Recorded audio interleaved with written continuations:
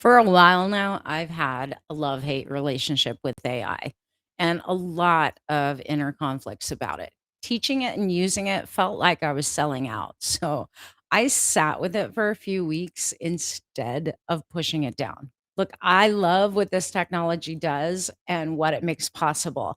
And I also carry a real worry about what it costs. At first, I thought one of those had to win, that I either turned into a cheerleader or walked away clean. Neither one was honest, though. So I did what I do best with anything that feels a little too big to hold. I broke it down for myself until it was simple enough to look at straight instead of trying to win some argument. And look, there's no tiny bow on this one. Two things that don't fully resolve and a line I can stand behind. I'm Bernadette Gold, and this is Bernadette Gold Unfiltered. So maybe this is you. You don't call yourself a tech person. So when AI comes up, something in you closes your laptop before you even start.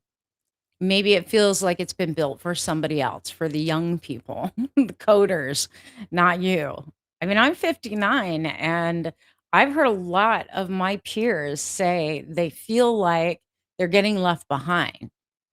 And I know that under those thoughts, there's real fears and they deserve to be said out loud instead of just being brushed off. See, the first one's kind of simple.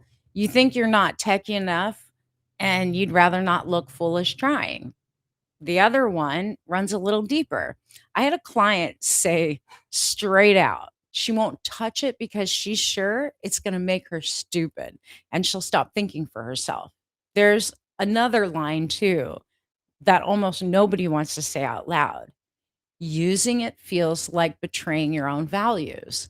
Like caring about the planet and caring about people's jobs means you should keep your hands off of AI. That's the one I carry, and I'm not going to pretend it's not there. Meanwhile, the world isn't waiting. Companies are automating their work to get more done with fewer people. And the train already left the station. For a solopreneur or a small business, that same power runs the other direction. When you set up AI right, it can do the work of two or three people. Two or three people you can't afford to hire, the marketing, the admin, the follow ups, for a fraction of what employing those people would cost you. And for me, that's the boat that I sit in. The thing is AI can't think for you. It can think with you, but what AI can do for you and with you is entirely dependent upon your input, your thinking. So people that think they're going to be dumb if they use AI, it doesn't make sense to me. And that's not one of my conflicts. All of the stakes are, though, and they're not small. Here's the thing, back in the 90s, when a lot of sharp, capable people were waving off the internet as a fad, they didn't bother with it. The ones who waited fell far behind. And then every year that the internet continued forward felt like catching up was just so hard. My dad fell into that boat. He is like, I didn't really keep up with computers and technology, and now he struggles to use his desktop and his phone.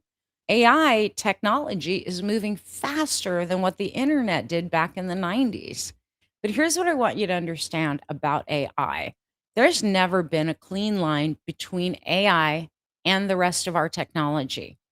If you carry a phone and you've been using it for years without thinking about it, it ranks the search results of the things you're looking for. It catches spam before it reaches you. It flags the fraud charge on your bank account and your debit card. That's all machine learning.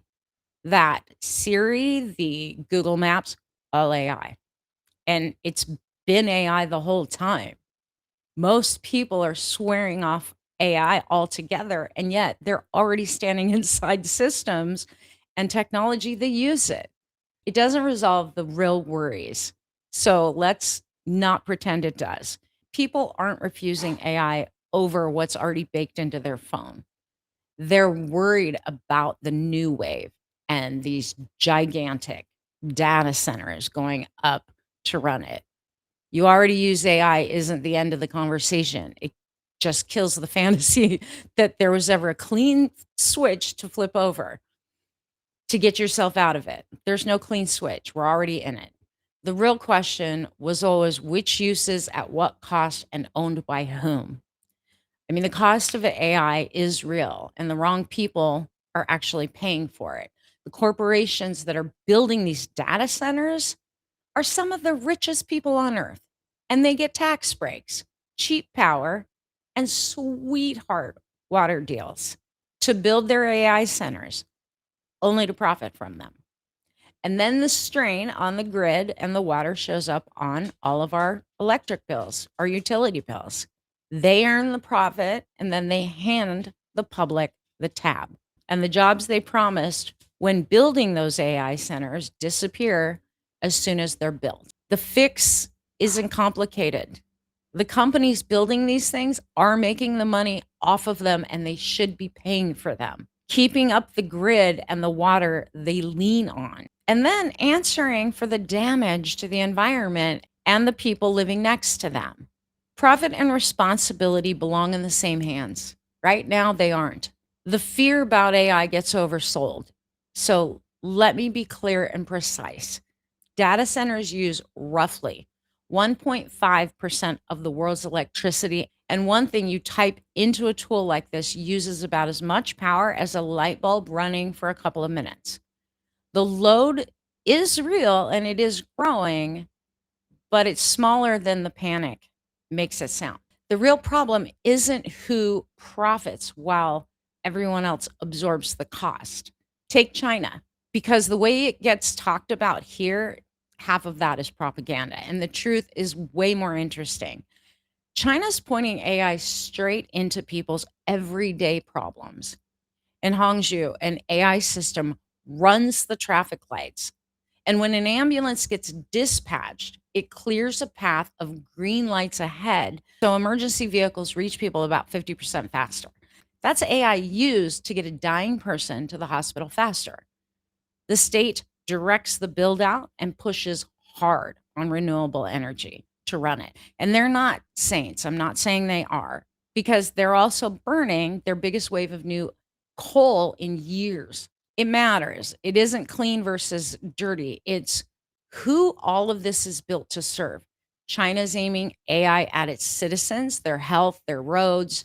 Here in the US, the build out is owned by private money chasing some profit return. And then what optimizes is alone their profit, while the bills to power it and give water to cool it land on the rest of us. And we don't get a vote. Someone always raises surveillance in China as a concern. Let me cover that too. China watches its people. Yeah, that's true. And everybody has surveillance now, us included. The difference is ours is privatized and sold for profit. A company called Flock has license plate cameras in small towns across the country. In my little town, too, scanning billions of license plates a month and then feeding it into federal systems. China points its system at getting an ambulance through traffic. Ours points at tracking people and turning a profit while it does it. Same technology, two completely different answers to who it's for. And China's crime rates are far lower than here in the US. Strip away the noise, and this isn't really a technology problem, it's a power problem. The same one sitting under most of what is breaking or broken in this country. A handful of people control the technology, the money, and the politicians who write the rules to regulate it.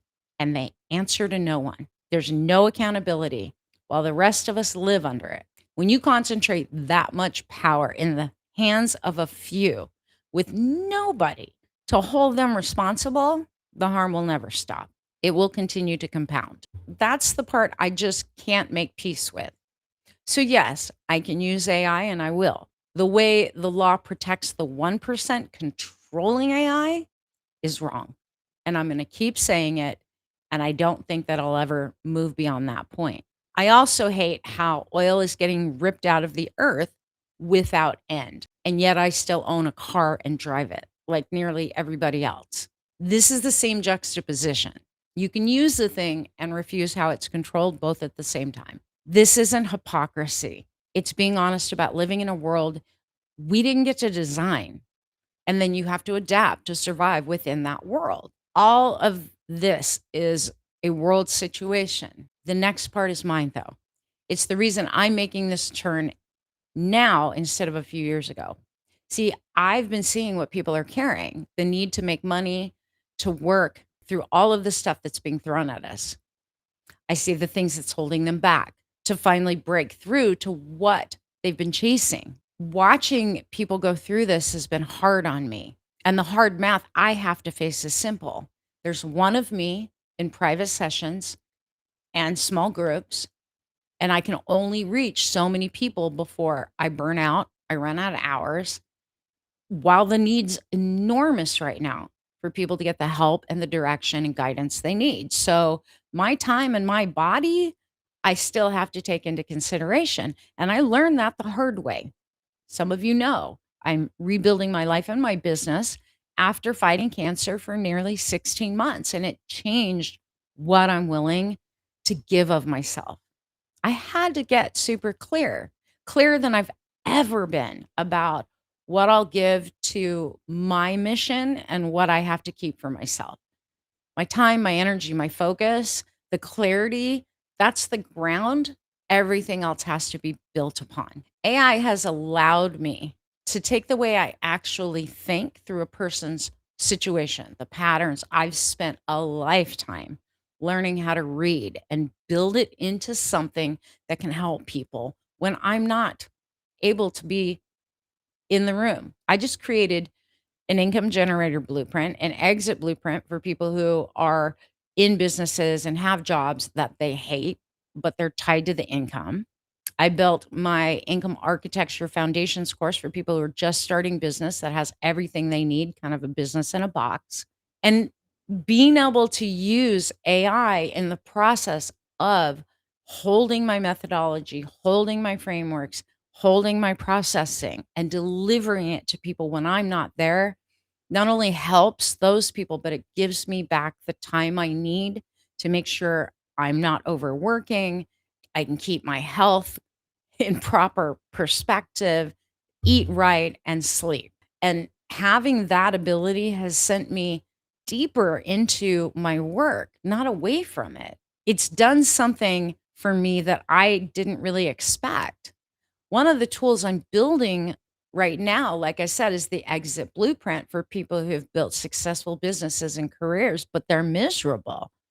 The ones who can't tell whether it's the business that needs to change or them. It runs my method, the same questions, frameworks, and methodology that I would walk a client through in a one on one. I've tested it on myself and it told me plainly something that I couldn't see for how many decades. It told me that I love to build and I love to create things that solve problems for other people. And it's true. It's kind of obvious when I look back now. It's all over my life. I just never caught on. I never recognized it. For years, I used to joke that I wish I had me to help me, like a clone. And now with AI, I'm able to build it. Decades of building things, decades of helping people and putting the two together with AI, it seems like the natural next step, not a betrayal of either one. So it stopped being like a compromise. It became the point of being able to get my work out into the world in a way that honors who I am and what I need. So I am embracing it, but eyes wide open. The tool isn't the enemy. It's no different than people that build houses that moved from using a hammer to using a nail gun, from using a screwdriver to using a drill. The concentration of who owns and controls it, that's the problem. The models of AI and the compute and the infrastructure, that all sits in the hands of just a few people. They build fast and break things. And then they throw the water bills and the electric bills on the normal citizens that don't get a vote. That's worth being angry about. But using AI and teaching people how to lean on tools that help them, while it can feed the concentration, if it's paired with pushback and demand from normal citizens, because it isn't going away. You're not putting the AI genie back in the bottle, no matter how many people predict a huge crash. We need to continue steady pressure for oversight. Distribution without oversight is a prettier version of the same problem. Oversight without distribution locks regular people out of the system. We need both. I'll keep creating using the tool, but I'm also going to keep using my voice as a citizen to fight for accountability. The thing that I hold steady through all of this is that I'm the boss and AI is the helper, not the other way around. It can build things fast, yes, but it doesn't know if any of it's any good or if any of it's right. I have to decide that. Deciding is the real job. Creating and giving it ideas, that's the real job. AI cannot create without input. It is not autonomous. It has to have an idea and a format and instructions for it to operate and do any of those jobs. That comes from a human. So nobody can take that from you. There's a line inside my own business. Some things I hand to AI without a second thought. The rough first draft that nobody's ever going to see, the transcript that needs notes pulled from it, the math that I used to dread to keep an eye on my finances and expenses. I don't hand AI the thinking. It can't come up with the original insight, like I said. It can't make something new without my creativity and my ideas. And I don't think enough people talk about that. I think a lot of people talk hype. So, bottom line is this: we don't own the data centers. We own our creativity, our ideas, our perspective, our lived experience, our processes, our frameworks, our methodology. And all of that is what we build into something that we use AI to help us create and package. Something that works when we're not near our computer or sitting in front of a client. The line that I've drawn about all of this, I want to share it with you. There are two different fights, and people are mashing them together into one. The first fight is about the builders of AI. You can be mad at the secrecy about towns being drained under non disclosure deals, bills that are shifted to normal citizens, and a race that nobody will slow down. Continue to push against it, vote on it, refuse to be silent. The second fight is don't let anger at the builders become the reason your gift, your wisdom, your knowledge stays stranded in your head. Those two things have nothing to do with each other, even though they feel like they do. Refusing to learn how to use the tool doesn't punish a single company. It only punishes you and the people that are supposed to be reached by your work. Being left behind isn't being dramatic. It's what happens to the person 2 years from now, still doing everything by hand manually, working twice the hours for the same amount of money, watching someone with half of their talent and a few good tools serve three times the people. Catching up isn't dramatic either. It's one skill learned badly at first, and then little by little, the same way you learned everything, like riding a bike, you become good at repetition. The difference between both isn't talent, it's whether you started or refused to start learning how to use these tools to help you in your work and maybe even organizing your life. You do not have to worship AI, and you also don't have to run from it. Use it like me with your eyes open while also holding the builders to account as a citizen, and refuse to let your work die quiet over a stand that will cost them nothing but cost you everything. Look at where AI is heading.